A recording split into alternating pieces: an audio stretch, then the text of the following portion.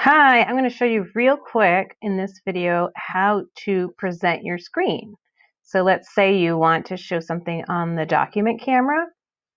The best way to do it would be to present your screen, because if you present it on the board with just your webcam, it'll be mirrored for the students in class, so it'll look flipped.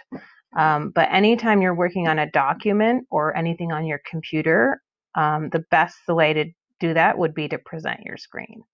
So what you're going to do is I'm in a Google Meet here, and you're just going to click Present Now, your entire screen, so they can see everything on your screen.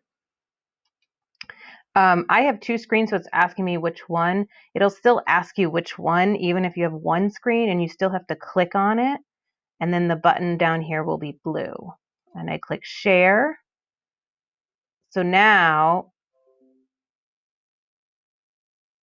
I am sharing my screen. So this is like if someone was standing behind you looking over your shoulder, they're looking at exactly what you are looking at. So anytime you go to anything else, they are going to see it, both your kids in class and out of class. So if you go down to here where my document camera app is, they would see, I don't have a document camera, so you can't see anything, but you know this app, they would see whatever was in this app just like this. So this is the best way, and then it's not mirrored for your kids in class. And then when you're done, you just need to either close out the document camera or minimize it. And then you come back here to your Google Meet. So you have a Chrome browser open with your Google Meet, and you hit Stop Presenting. And now you're back to normal here.